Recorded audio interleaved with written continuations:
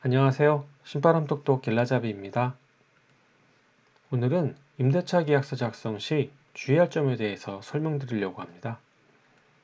우리 임대사업자분들 주택 임대사업자 하면서 안 그래도 재산세다, 종부세다, 인상된 보유세 많이 부담되는 데다가 노후주택, 주택 수리비까지 부담하려니 허리가 휘지 않습니까?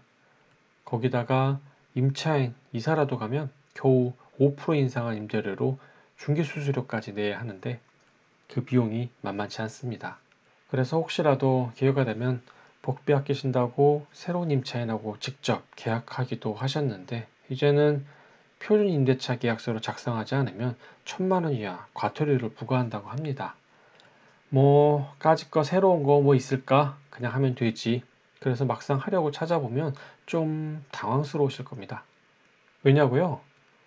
무려 표준 계약서가 6장이나 되기 때문이죠. 뭐 그렇다고 생판 모르는 내용이 있는 것도 아니긴 한데 사실 처음 하다 보니 부담되는 것은 사실입니다. 특히나 등록임대주택인데 계약갱신 청구권 사용 문구를 꼭 특약사항에 넣을 필요가 있는지 또는 보증보험 가입 여부 확인란에 미가입 사유를 어떻게 확인해야 하는지 뭐 이런 것들 구청 담당 직원과 얼굴 붉히면서 직접 한번 해보지 않으시면 잘 모르실 겁니다. 더군다나 계약서란 게 한번 작성하면 바꾸기 힘들잖아요. 그렇기 때문에 작성할 때 제대로 해야 합니다.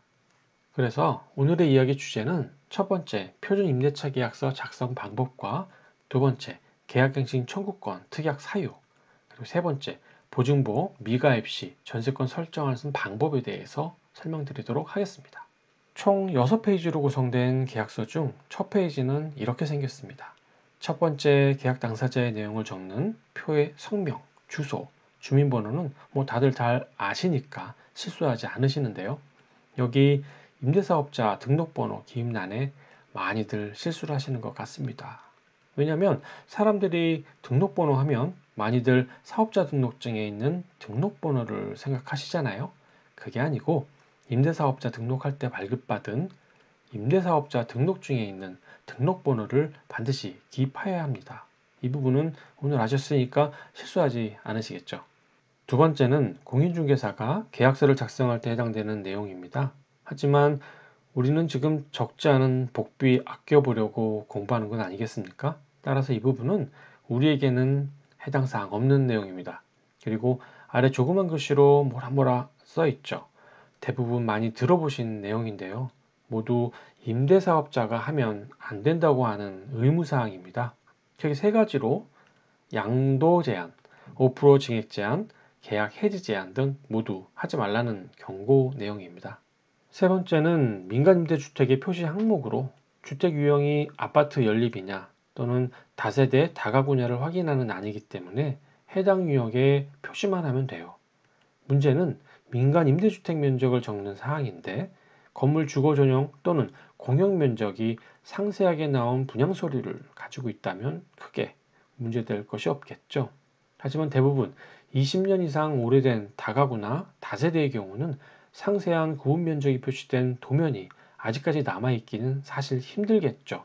그럴 경우 정부 24에서 건축물 대장을 무료로 열람하시면 보는 것처럼 건축물 현황이 층수별로 면적이 나와 있으니까 이것을 참조하시면 될 것 같습니다. 다음은 민간 임대주택의 종류를 표시하는 내용인데요. 공공, 장기, 기타 유형 이렇게 세 가지로 구분되어 있습니다. 공공임대는 기업체에서 대단위로 하는 것이니까 아마도 해당되지 않을 것이고요.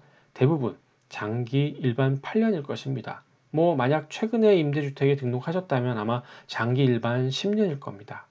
혹시 이 부분이 헷갈리시면 좀 전에 이야기했던 임대사업자 등록증에 보시면 공공인지 장기인지 그리고 내가 몇 년에 가입되어 있는지 자세하게 나와 있습니다. 그리고 건설임대와 매입임대를 확인하는 부분은 이렇습니다. 건설임대는 임대사업자가 주택을 먼저 신축하면서 준공 전에 임대사업을 등록하고 임차인을 받는 것을 말하고요. 매입임대는 기존에 있는 주택을 매입한 후 임대사업자로 등록한 경우를 말합니다. 따라서 건축을 신축해서 등록한 것이 아닌 경우는 매입임대로 표시하면 됩니다.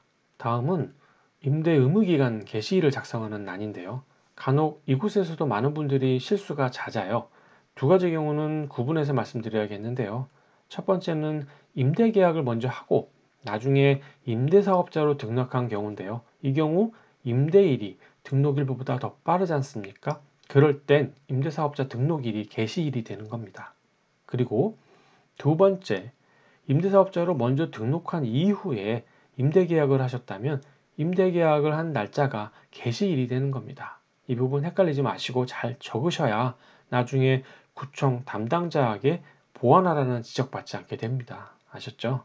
다음은 그 아래를 보시면 민간 임대주택에 따라 부대시설, 복리시설의 종류에 관한 내용인데요. 이런 관련 시설이라고 하면 입주민들이 사용하는 수영장이나 헬스장 같은 경우를 말하는 것입니다. 그런 부대시설을 적으시면 되고요. 그 아래 선순위 담보권 등 권리관계 설정 여부나는 좀 중요한데요. 나중에 보증보험과 연관되니까 정확하게 적으셔야 합니다. 설정 금액과 설정 일자 등은 해당 건물 등기부등본을 열람하시면 자세하게 나와 있으니까 확인 후 내용을 적으시면 되고요. 그리고 아래 국세, 지방세, 체납 사실이 있는지 없는지를 확인하시면 됩니다. 다음은 임대보증금 보증가입 여부를 확인하는 난입니다. 보증보험을 가입하셨다면 가입란에 표시하면 되고요. 만약 미가입하셨다면 그 사유에 대해서 표시하면 될 건데요. 아마도 대부분 가입 대상 금액이 0원 이하로 나왔기 때문에 그럴 겁니다. 사실 이 부분은 간략하게 설명드렸는데요. 보증보험 미가입 조건이 만만치 않은 부분이라 많은 시간을 할애해서 설명드려야 하기 때문에 혹시 이해가 잘 안 되시거나 명확하지 않으시다면 이전에 제가 올린 임대사업자 보증보험이라는 영상을 참조하시면 쉽게 이해가 될 것 같습니다. 과태료가 2천만 원이나 되니까 무심하게 지나가면 안 됩니다. 꼭 확인하시길 당부드립니다.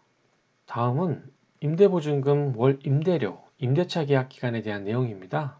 계약 전에 임차인과 협의하신 내용을 적으면 되기 때문에 크게 어려움 없이 진행이 가능하실 거예요. 그런데 아래 보시면 연체율이라는 빈칸이 있죠.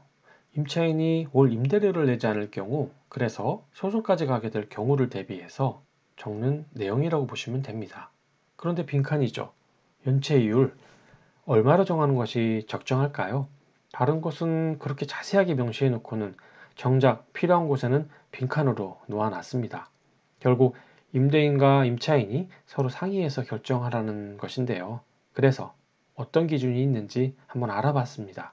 첫 번째로 은행법을 적용할 경우 금융기관 연체 가산금리란 약 5.44%가 있습니다. 두 번째는 소송으로 연체금을 받을 경우를 적용하면 소송 촉진 등에 관한 특별법에 따라 12%를 적용할 수 있습니다. 따라서 5%와 12%의 사이에서 자유롭게 합의하여 정하면 되지만 일반적으로 12%의 연체 이율을 선호하고 있으니까 참조하시면 될 것 같습니다. 여기까지가 표준임대차 계약서를 작성하는 요령에 대해서 설명드렸고요. 지금부터는 처음에 말씀드렸던 임대계약서 특약으로 넣을 만한 내용 두 가지를 추가로 설명드리도록 하겠습니다. 첫 번째는 계약갱신 청구권 특약사항에 관한 내용이고요.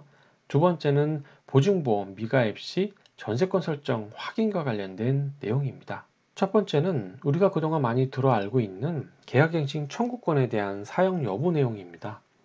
다들 아시다시피 임대사업 등록을 하시면 오히려 임차인이 갑의 역할로 바뀌게 되면서 임대료의 5% 상한 제한 혜택과 살고 싶을 때까지 거주할 수 있는 특권이 생기기 때문이죠.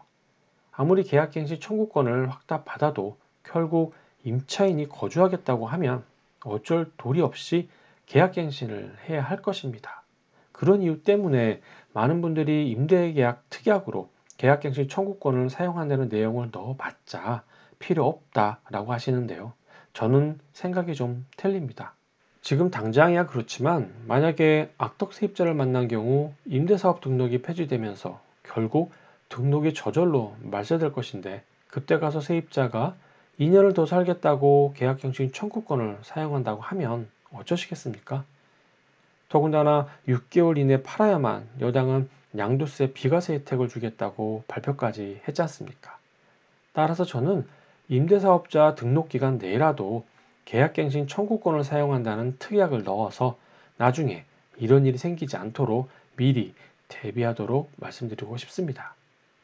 그리고 두 번째는 임대사업자로 등록한 분이라면 임대보증금 보증 가입을 의무적으로 가입하도록 법으로 명시되어 있습니다. 따라서 반드시 주택도시보증공사나 서울보증을 통해서 가입하셔야 합니다. 하지만 일정 요건을 충족한 경우 보증보험을 가입하지 않아도 되도록 하는 규정이 있습니다. 그 내용을 살펴보면 보증 대상액 별도 산정 요건으로 1번의 경우 다세대 주택에 은행에서 근저당을 세대별로 분리해서 적용하였다면 가능한 경우고요. 2번의 경우 선순위 근저당을 은행에 상환해서 하나도 없는 경우를 말하는 겁니다. 위 조건이 만족할 경우 보증금액 계산 시 당연히 유리하게 작용하겠죠. 마지막 3번의 경우는 임차인과 별도의 협의가 필요한 내용입니다. 따라서 보증보험 미가입 조건으로 구청 담당자에게 확인할 때 임차인이 전세권을 설정하지 않겠다는 확인 서류를 만들어서 확인받거나 경우에 따라서는 표준 임대차 계약서에 전세권을 설정하지 않겠다는 자필이 있다면 인정해주는 구청도 있으니까요. 미리 담당자와 확인하신 후 진행하시길 추천드립니다. 지금까지 표준 임대차 계약서 작성 방법과 작성 시 주의할 점 두 가지를 설명드렸습니다. 내용이 도움이 되셨으면 좋아요, 구독 부탁드리겠습니다. 감사합니다.